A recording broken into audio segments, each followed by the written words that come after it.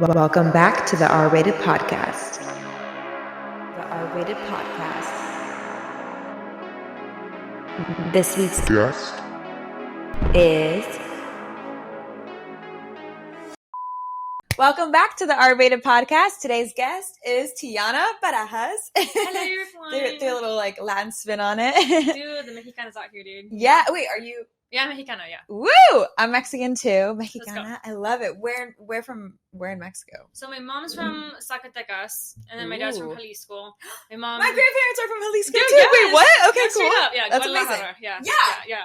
Do you go often? I don't. No, my parents, I think my dad moved here when they were super young, and then same with my mom. But my mom was 4 or 5 years old. So they grew up here, and so they don't really have a personal attachment anymore to Mexico. So okay, it's okay. But you speak Spanish because I can hear it a little bit. Yeah. No, yeah. you sound very fluent. Yeah. That's why I try my best with my grandma. I'll tell you that. Okay, yeah. that's good because honestly, I feel bad that my Spanish is really broken when I speak to my grandma. I'm but then I have a tequila shot and I'm let's fucking go. Let's talk. I'm what do you want to hear? I think the grandparents though, if they only speak Spanish, they appreciate it whenever you that you're at least trying to put the effort.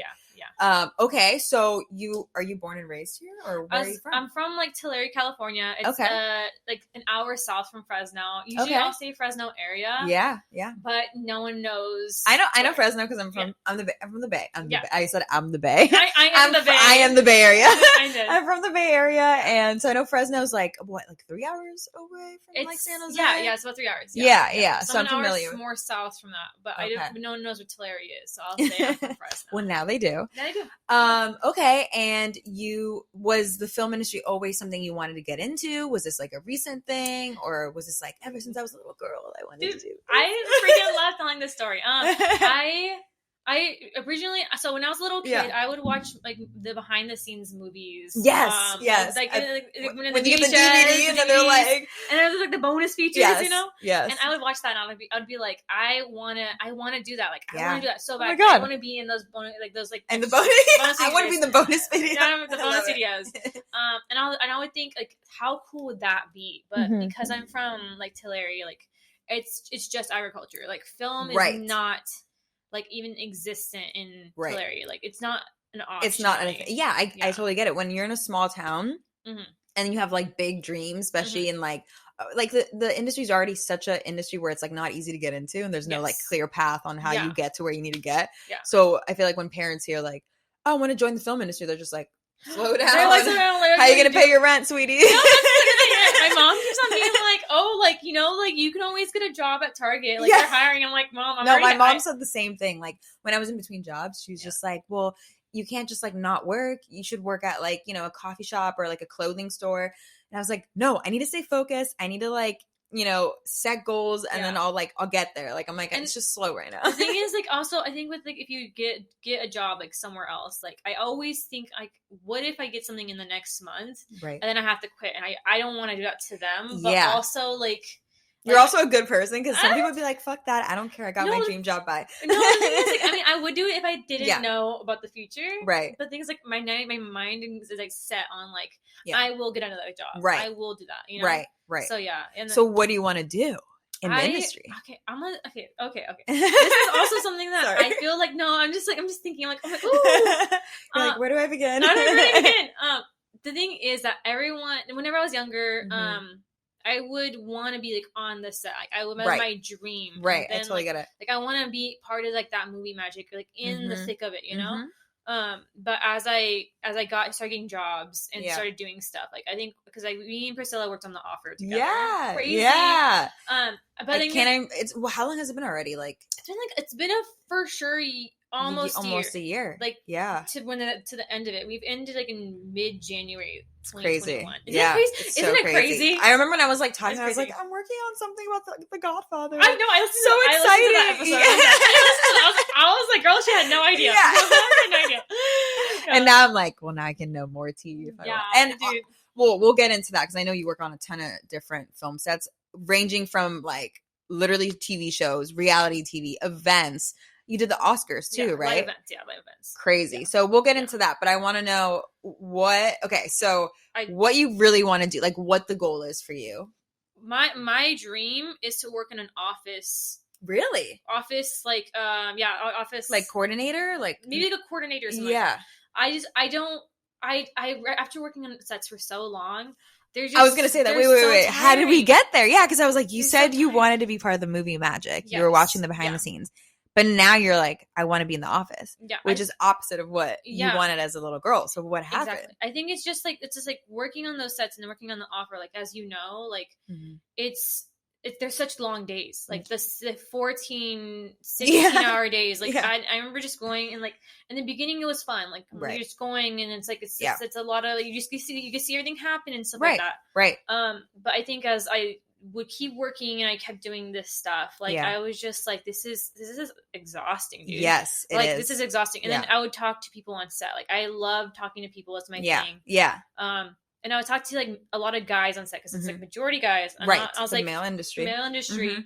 And I was like, how do you maintain a family life or like literally or just a life? And they're like, I don't. And I was like, what do you mean you don't? Like what do you do? And they're always like, they're like, stay single. Stay single. Save yourself. No, I'm just kidding. Dude, sometimes they'd be like, dude, don't date in the industry, man. Well, yeah. Well, that's another thing. First of all, dating, like sleeping around with people that you work with on set, that's never going to go well. It's never, because you have to keep working with them. Exactly. You have to keep working with them. Then also, like, that's a whole thing. And then, like, just having a significant other that's not in the industry, but then you deal with, like, a bunch of weirdos, like, still, they're like, well, you know, I don't care. Like, you know, you're at work now, like, whatever. Like, and you have such an age gap. It's an age gap. And I'm just like, for me, like, I don't think having a family in specifically the film industry or having a relationship there is, I don't think it's super healthy because it's just like you're like, of course you're bound to like start liking someone because you work such long hours and you're literally spending your entire all these hours people. But I don't think that sometimes it's based on like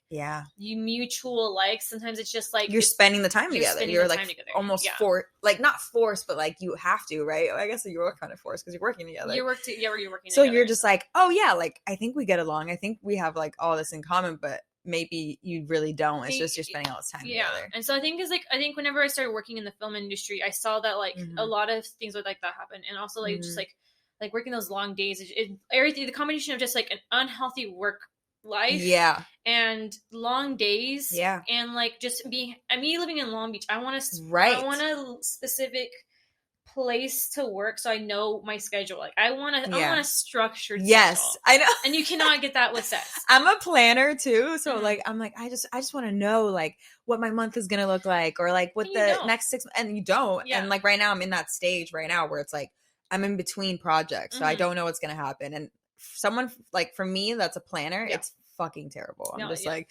sitting here like waiting. I don't know what's gonna happen. So being an you're an extrovert. Like you're obviously not shy. Yeah, I'm not shy at all. Yeah. But I mean in the most positive way. Like you are you'll start a conversation. You'll never let it be awkward, which is huge. And I think, you know, having this type of personality in this industry it's amazing because you stumble upon so many like negative type of people just because you're like, I've been doing this for so long. Not saying that you haven't been doing this for a long time, but like they use it as an excuse to be kind of like a Grinch, like grumpy. You know what I mean? Like I hate I hate this. I hate the new PAs or whatever. So do you feel like working on these sets, like dealing with people that are more seasoned, or what really was it that kind of like ruined the set experience for you? I think and when it comes down to the thick of it, I think that I realized that I am an extrovert. Yeah. But also coming into this industry, coming from a small town where no one works in the film industry. Right. Going to school, and like getting my first gig through not so much connection. I mean, this is connection. It was like someone who knew someone who knew someone. I was just like, hey, you know, like my friends, cousins, friends, grandma. That's literally it. That's my brother's ex-girlfriend's friend who got me this job, and I'm so grateful for that. Okay. And what was the gig? It was the Savage X Fenty Volume 2.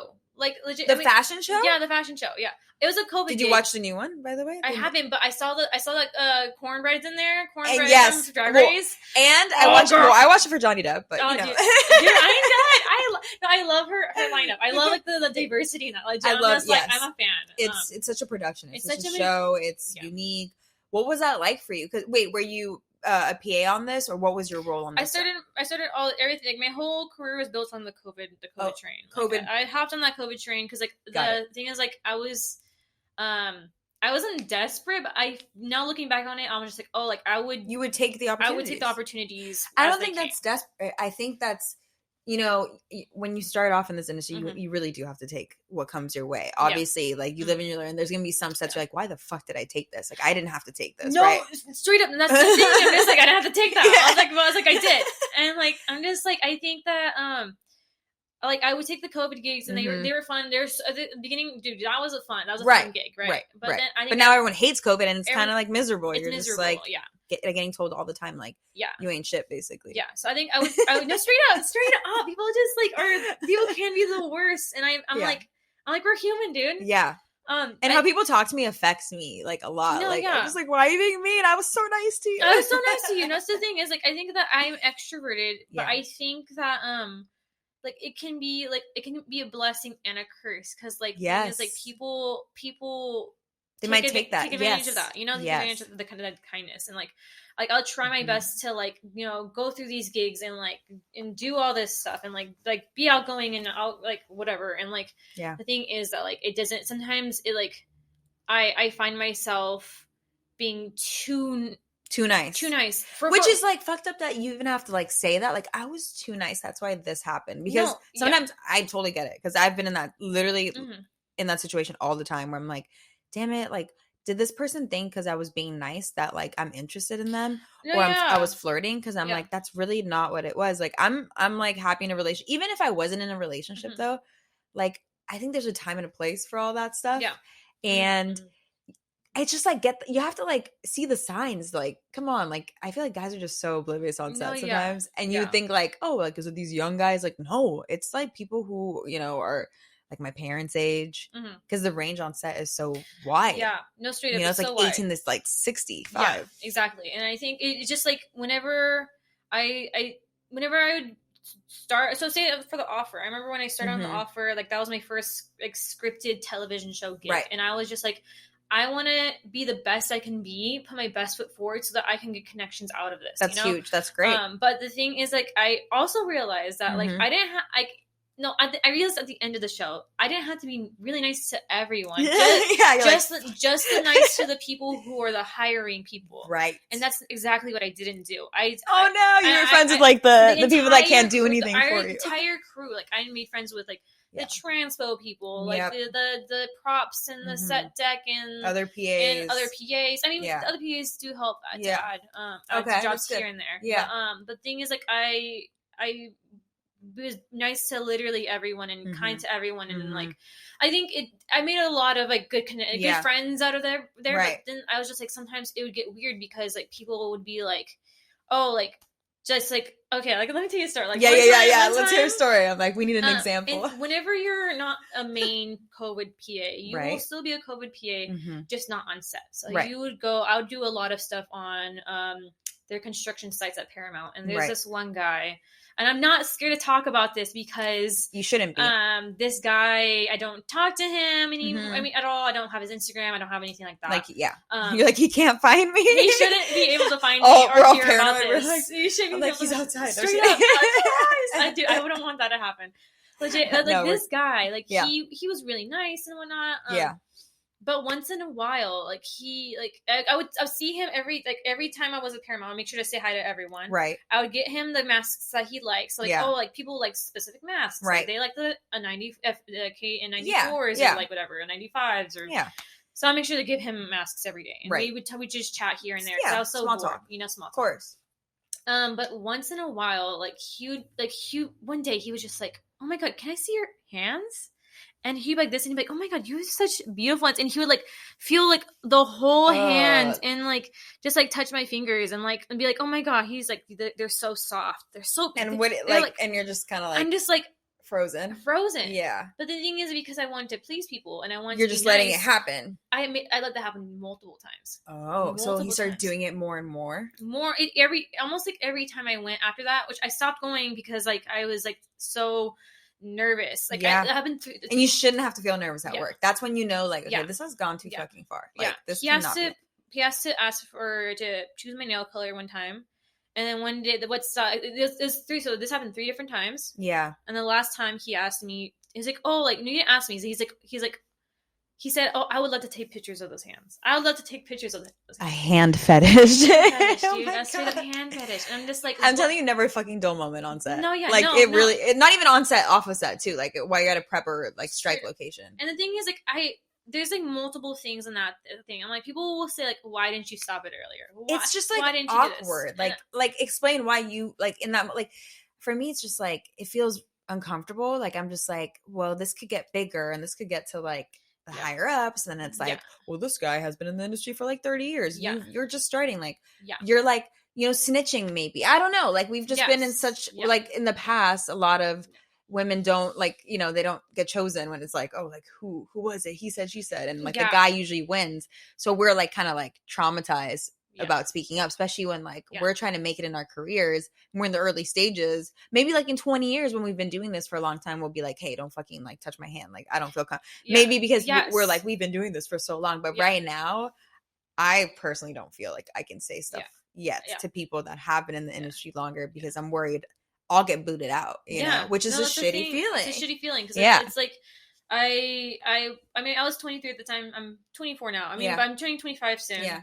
And like, I think it was my first scripted job, and I think I was low key. I wasn't desperate. I'm not a desperate person, but I was desperate to look like I'm the best worker. I am kind. I am. What is it like? You're hardworking. You're like, I get along with everyone and stuff like that. And so I think that like, which she does. I always admired your energy. I was like, how is she in a good mood right now? Sometimes I wasn't. Sometimes I would literally. Hey, but fake it till you make it. I do. The thing is, like, I was like, dude, my mental health was so bad. Really? On the offer during November and December, like it was really. Well, yeah. Like it was like on a steady decline. But the thing is, like, I was so in that mentality of like, I want to be the best and I need to stick this out and I'm going to do good and I need to make connections and I kept giving people like I made banana bread for people on set. I made like I gave people gifts and I gave people things and I was like, I need to, and you don't. But who's giving that to you? You know, no one's giving it back. Right. I'm not saying like, oh, like people need to bake you cookies, but I'm saying like just check up on you. You know what I mean?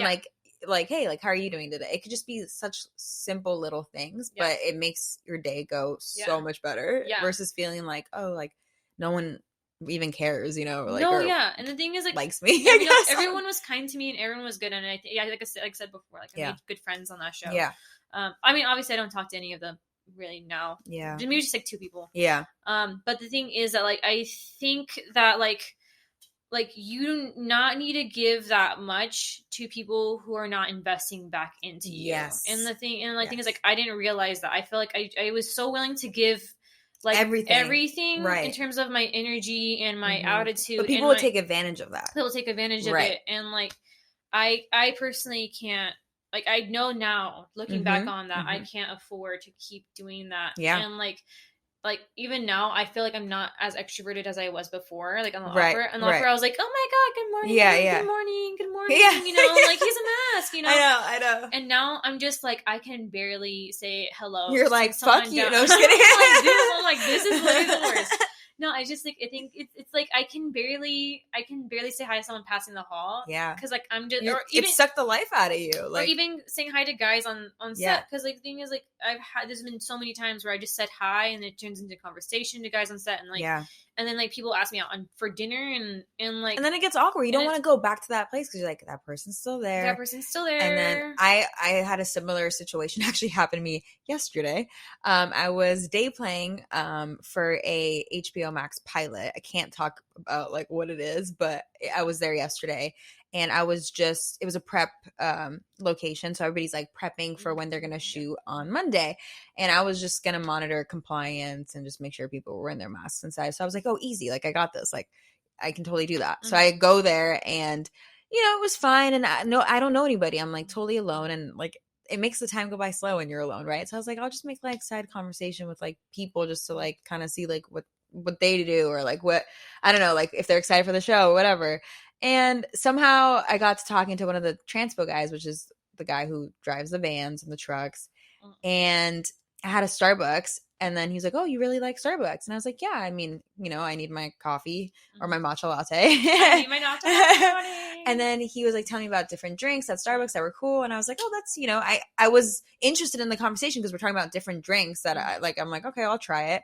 But then I guess, again, I was too nice in this situation, which I didn't think I was being too nice. I thought we were just having a normal conversation about Starbucks drinks. I didn't think anything sexual was happening. Yeah. And then he's like, hey, like, I'm going to probably go get a Starbucks later. Like, give me your number and I'll get you one of the drinks that I mentioned. And I was like, okay, still kind of thinking like it's harmless, but I was like, like this is a way to get my number, you know what I mean? That too. Oh my God. So I exchanged the number. I'm a little nervous, but I'm like, no, like not everyone's trying to like fucking hit on you all the time. Like I didn't want to seem like, oh, like he wants me, you know what I mean? So I was like, no, like think like it's okay, right? But of course it's not okay. Free drink, and you're gonna take that free Starbucks. I wanted a free Starbucks. Starbucks is like $5 to $8 depending on the size. Like I just expect people to be kind out of their you cannot. Of their hearts, and then I thought, oh, Thanksgiving just ended. And like people are just feeling good. They just want to buy. They just want to bless the holiday season. Drink, No, they want to fuck you. And like But yeah, so basically, he gets me the drink, and I was like, thank you so much. I really appreciate that. So sweet. And then I leave, and I was like, okay, cool. He's like, no problem. And I was like, okay, cool. It was, I survived, right? Like it wasn't weird. Text me 4 times back to back. Once I get home, like telling me like, hey, I know awesome food spots. We should get like food. Like, what do you like to eat? He's like, I love seafood. I love lobster. Like, I'm not trying to overthink this, but it's a little weird. You know what I mean? Like, why did it go from there to that? Like, I don't know. And I'm just like, we were just talking about Starbucks drinks. I was just enjoying my matcha latte. You commented on it. And now we're here. And now I feel uncomfortable. And now I'm worried I'm going to bump into him on this production or another production. Yeah. And like, this is a fucking thing that's been snowballing ever since I've been doing this, Yeah. And so it's like it's refreshing and sad to hear from you as well. Cause I'm like, okay, I'm not the only one this is happening to. People are like, we're all in this together, sadly, but the situation sucks. No, situation sucks. Cause it's continuous. It keeps happening. Yes. And like something similar happened to me on the offer too. One of the security guards, he's like super nice. I mean, like they're all. I'll keep you safe. That's how it starts, guys. They're all nice. Yeah, that's literally how it's like. I think when a girl's being nice, it usually just means that like we're just being a good person. Yeah, like, we're just trying to like survive in this workplace. Like we're trying to like be less bored in our time of work. Like that's literally all we're trying to do. Yes. And for guys, like, they always just take it the wrong way. And then guys are nice. Always. They're like, oh, she said thank you so much. She said thank you so much. Oh, my God. She said so much. She wants me. She wants me. And now the security guard, he was so old. He was, like, probably, like, in his, like, 60s. Oh, okay. He like, literally could be our dad. He told me, he'd tell me his life story. And I'm like, I'm not really interested in the life story. Yeah. But, I mean, like. You're going to listen. You mean nice, polite. You know? And he's like a loner guy, doesn't have a family. He like loves going to the beach, whatever. And like, he got my number because same exact thing. He's like, I'll get you a Starbucks, for free. And I guess it's the fucking like trick on set. Like, I'll get you a Starbucks. And like, he's like, oh, I'll text me what you want. I'll get it for you for free. Yes. And so I was like, cool. I literally was like, I can give you money. He's like, no, he's like, no, that's what he said to me too. Yeah. Like, he said to that Wait, guy. is it the same guy? I'm dead. Christ. It's the same thing. It's the same trick. And then like, then he would call me once in a while. He would be like, "Hi, Tiana. Like, what are you doing? I miss you." No, see the calling part. I don't. He's an old man. Wait, he said I miss. He's like, I miss you. Like, where have you been?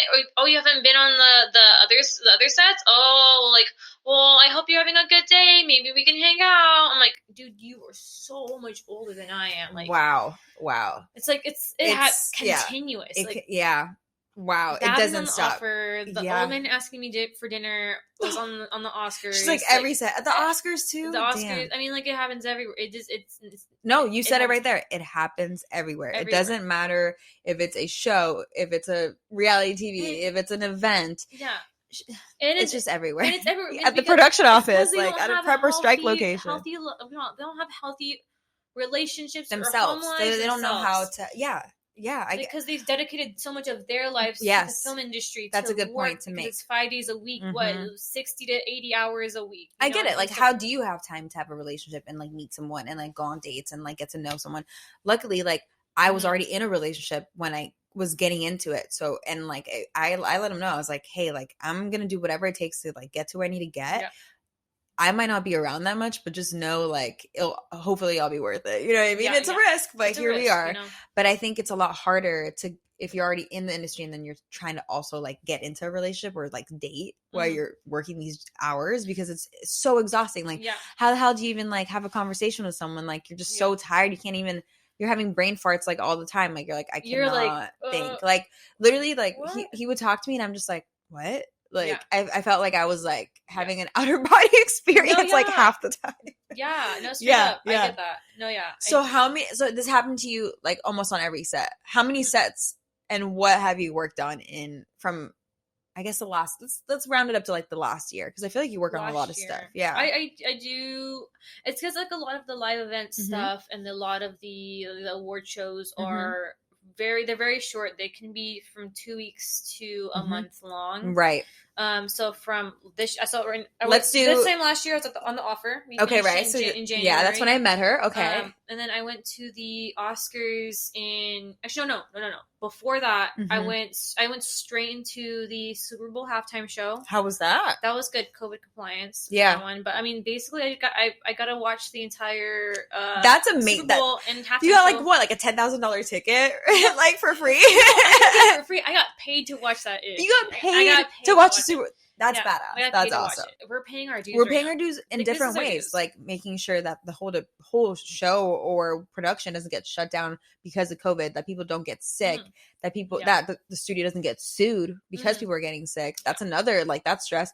Dealing with people's like, you know, grumpy attitudes about having to deal with COVID, like testing masks, whatever, like everything. So we pay our dues in a different way. Yes. So I feel like that's not like a fair thing to say to someone. And I feel like no one's going to have the same path. So you can't really get mad and be like, oh, you did something totally different. But it's like, yeah, we all are like, don't worry. I'm sure we're going to have to pay our dues in like way different ways. So we're not done yet. We're still doing it, you know, like it's not like we're like, oh, we made it now. Like, no, it's like not like we made it now. You know, it's like, I think it's, I don't know. I think that hopefully we can get to the place where we want to be. We will. And I think it just depends on who we talk to and like where we go. But like, I think that like with like people who are stuck, union people. Union people will be like, pay your dues, and I'm like, I get it. But like, no, when you're not in the union, people are like, oh, you're not in the union. And I'm like, paying your dues does not equate being treated like shit. You know, like that's the thing that I think that they always. I agree with that too.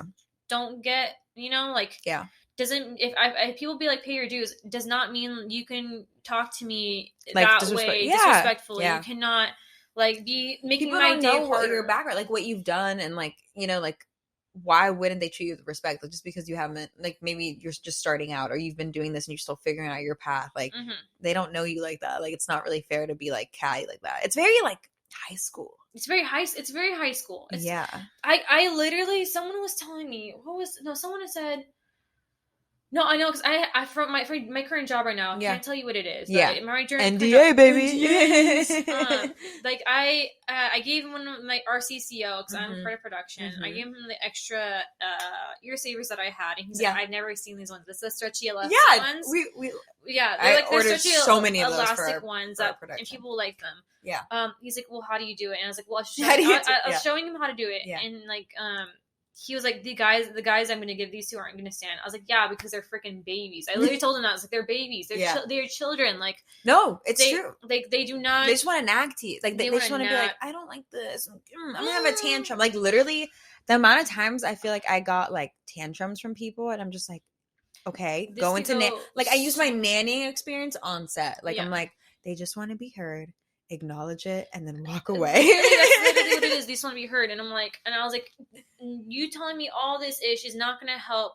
Like this whole situation get solved, because it can't. Like, we're in a pandemic for a COVID team, right? Or if I'm over here doing something else and people just be like complaining to me about this other thing, that's not my department. I'm sorry, bro, but like, I will listen to you until you're done talking, and like you're done ranting, and you're done taking your anger out on me, paying my dues, and like I'm just trying to. And then we're just here to work. Like, I'm gonna back away slowly. And we're creating art, like entertainment. It's not that serious, bro. Like, yes, it's a job, but like also like it's a fun job. Like, calm down. There's this one lady on the Savage X Fenty show, that first show I did.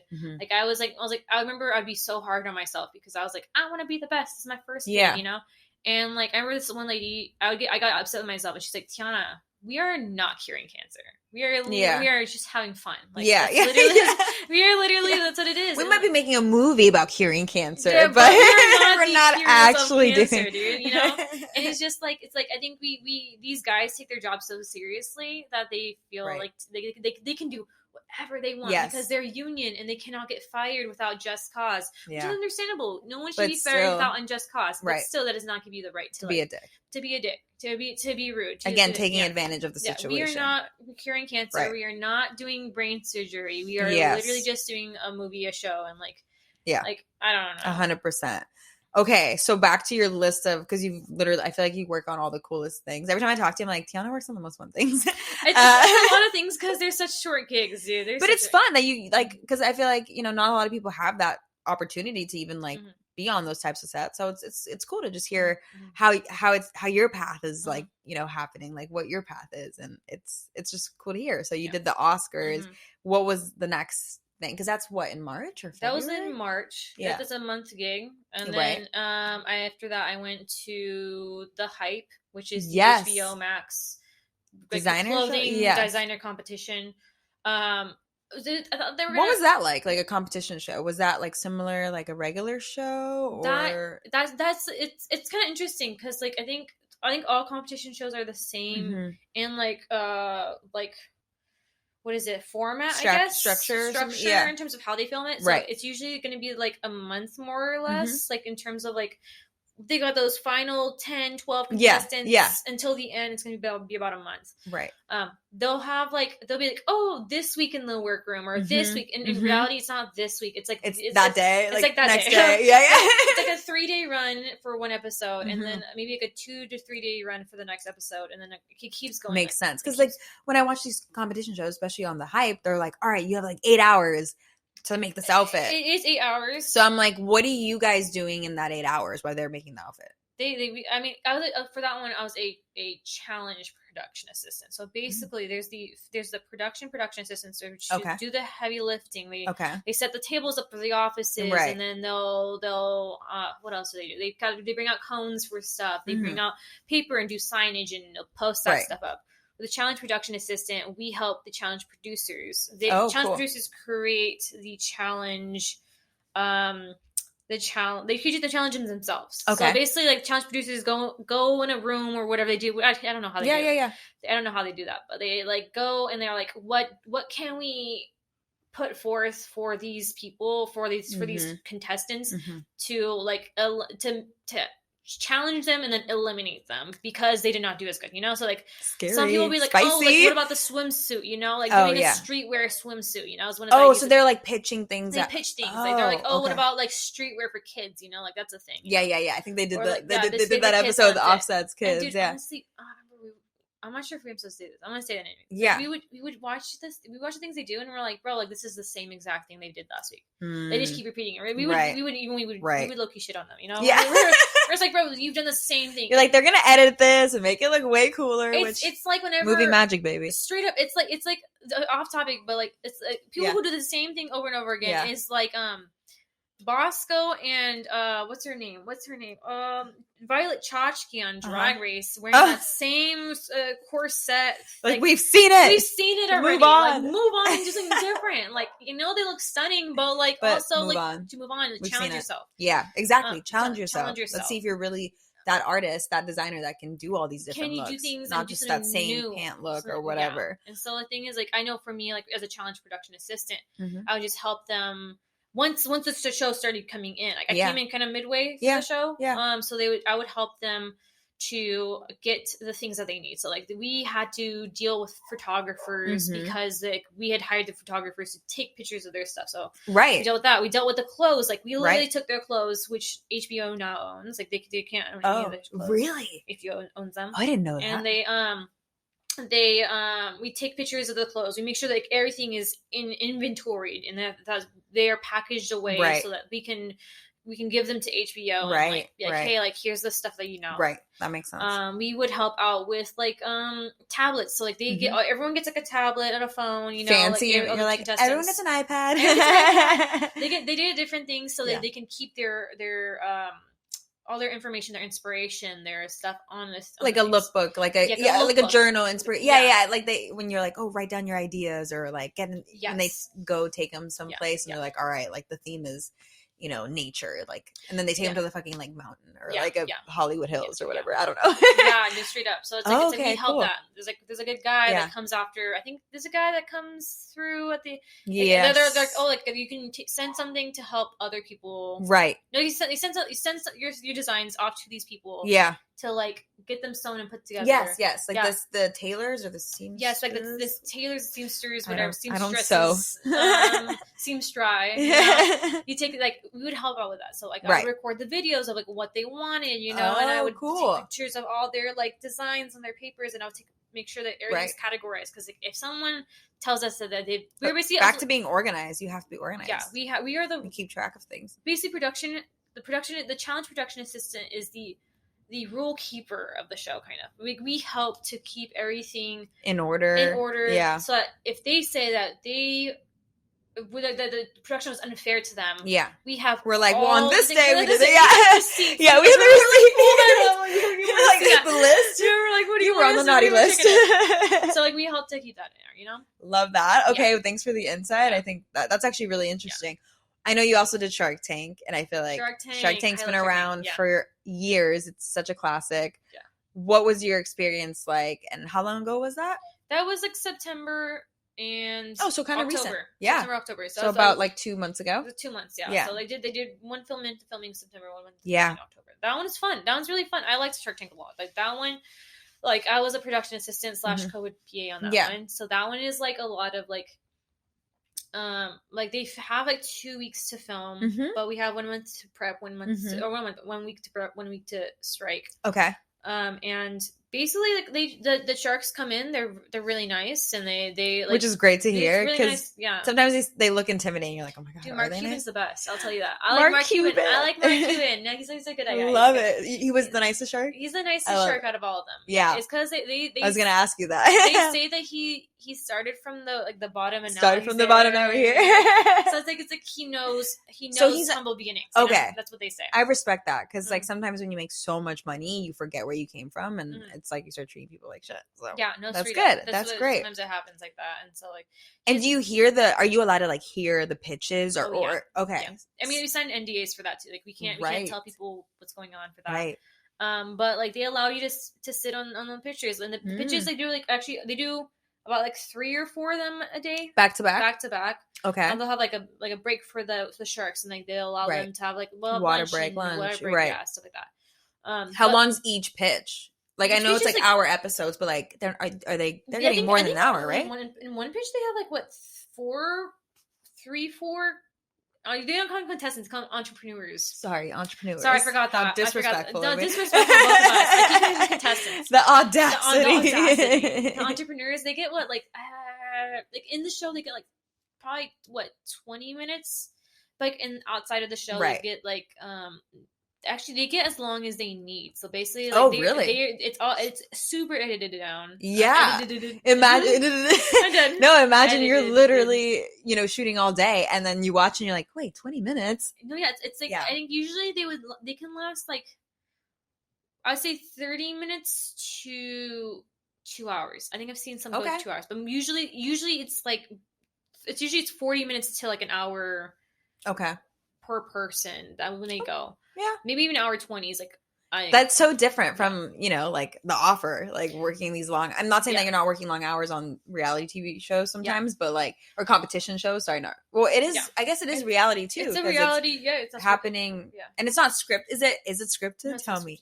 Oh, no. The thing is, like, we would try to guess, like, oh, like no one's gonna bet on this, or if someone's gonna bet on it, who? Right. Like, and we can never guess because, like, I think the different sharks have different, like, they have different thoughts or like opinions too. And like, when it comes to your money, you're not gonna just be like, oh just to please people. Like you have to think exactly. Like that's why they're, you know, billionaires. It's or millionaires crazy. Or billionaires. There's I think only Mark Cuban is the only billionaire. Oh.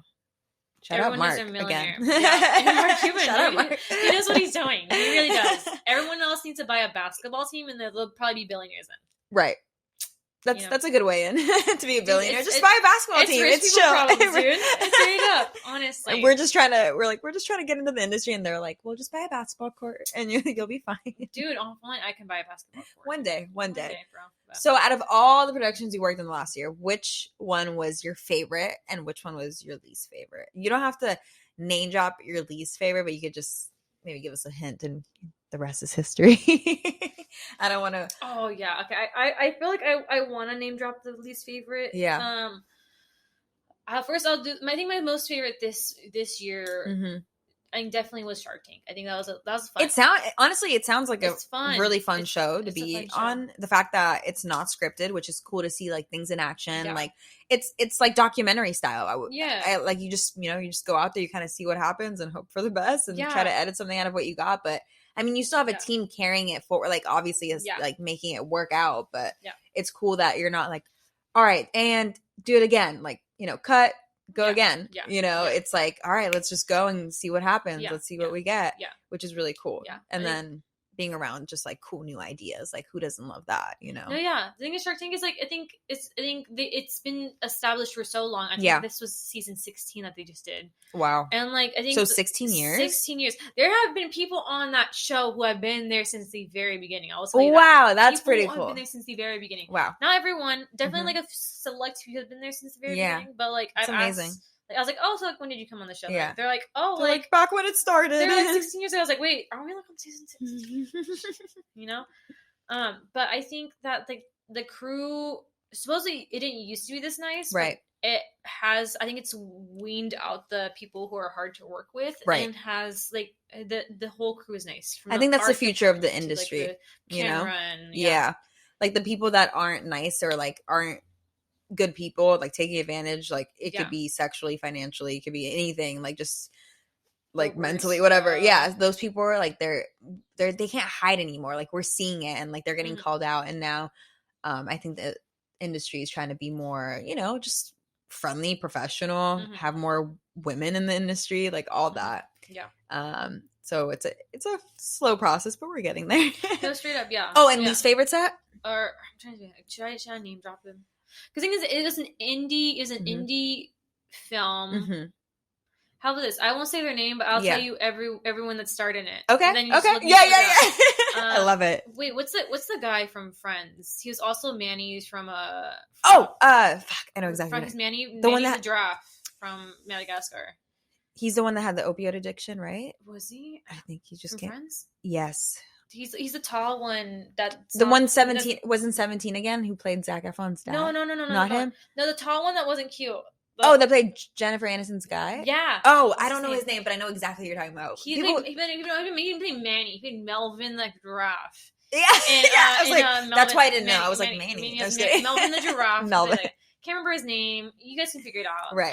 He was in it. Dominic Fike from Euphoria's in it. Dominic Fike's the new guy. What's his name? I can't remember his name. Oh, we know who Dominic is. The tattoo. Yeah. He didn't have the tattoo on set. I don't know. I don't know if they covered... Is that fake? Oh, no. I don't know if they covered it up because I'm like, what? I think it's a trademark, so it's like... Oh, like a Euphoria trademark? Or... No, I think it's Apple since it's Oh.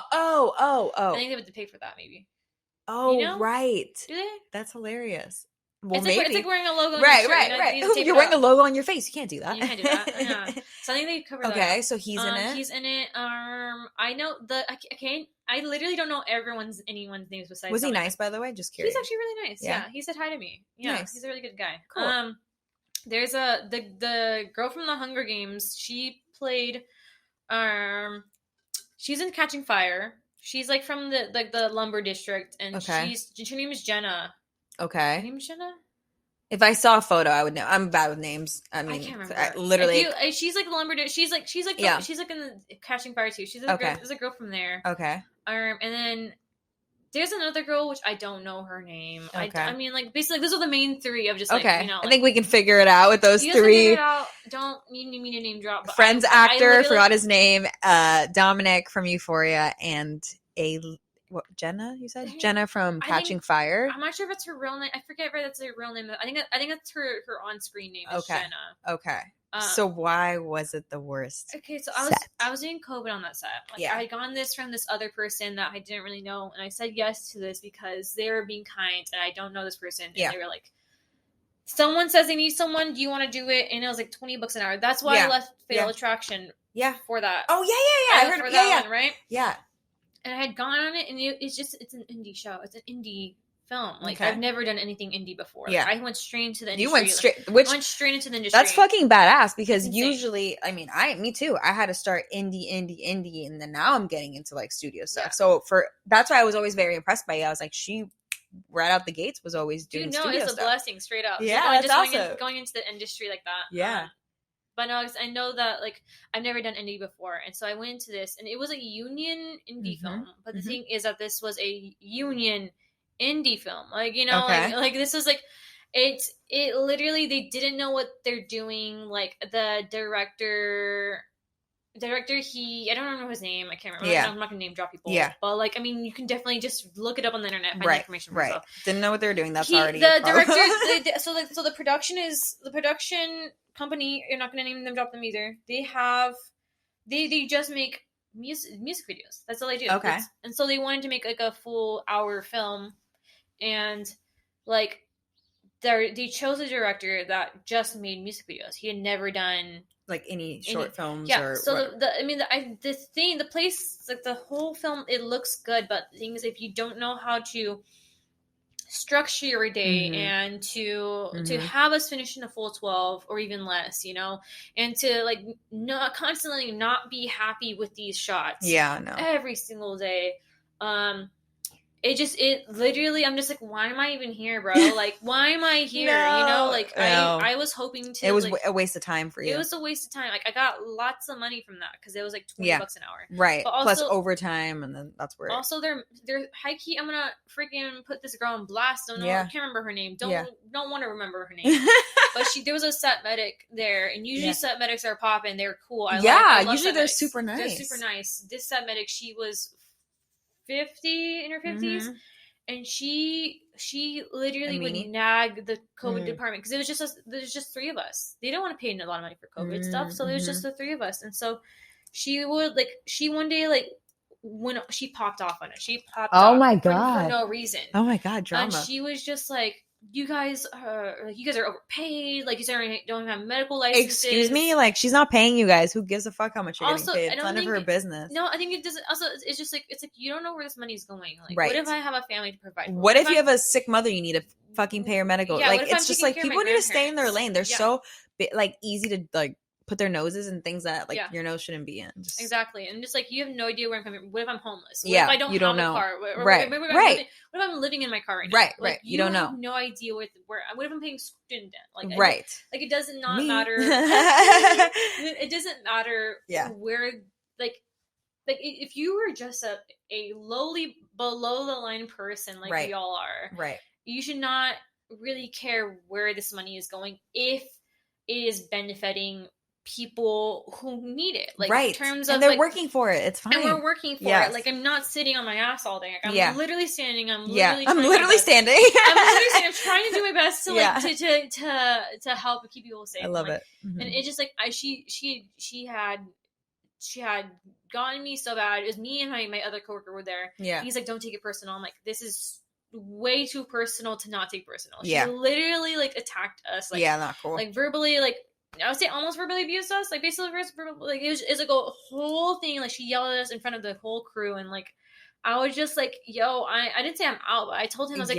hey, can I just take a break? Like, whenever when you've had enough, you're just like, I've reached my point. Had enough, and you literally just can't say anything. You're just like, I need to walk away before I say something that might jeopardize everything. You a glaring eye. Yeah. Like a glaring eye look, and you don't blink. So if you blink, I just ignore it. I literally will make it seem like you don't exist. Like, I'll ignore you. Like, I could just you could be sitting right there, and I'm just like, yeah.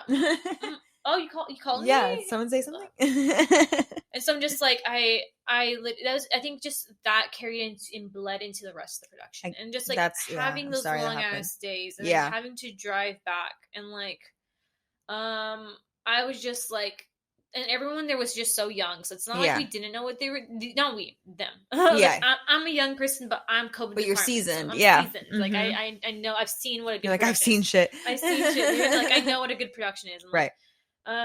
Like just seeing them like try their best to make a movie. I'm like, oh, like this literally hurts me. And like, I just don't think I can carry on like in the indie world. Like like if I had to start in indie world, I don't know if I could finish in but that's good that you can, put your foot down and be like, I don't want to, that's not what I want to do. That's not my path. I want to, stick to studios, and that's what I'm going to do. Or maybe stick to more production office stuff. Like at least you're feeling it out and you're having your own experiences and you're like, okay, now I know what I really want to do. Because I mean, I think it's all part of the industry experience, unfortunately. Like doing these projects, doing so many sets, and then like you're gonna have bad set experiences, you're gonna have great experiences, you're gonna make connections, you're gonna have people that you can't stand, but again, it's all learning experience. As I roll my eyes while saying it, I'm like, oh, another learning experience. No, I think it's just like it's all learning experiences, and like I think that I also respect everyone that wants to be director and stuff like that. I'm like, I can never be in the creative process. Good luck. I can never be in the good luck, bro. May the odds be in your favor. Straight up with the screenwriters, I'm like, may the odds be ever in your favor, because I don't see them in your favor. Like, I'm so sorry, everyone. No, literally, I'm just like, I'll look at like different like sites that like for directing, like, oh, like what do I need to apply? And they're like 30 years of experience, and I'm just like, okay, so like I'm not even 30, so like I'm not even gonna look. Like, dude, I'm just like, but you know what? It's okay. We're gonna make our way. We'll figure it out. Yeah. So I'm just like, I don't know. With all this stuff, I'm like, I just know that like being on set, it's not my jam. Like, I mean, I will do it because like I think that it's still like cool to be on, and also I think I need money, I need connections. Yeah.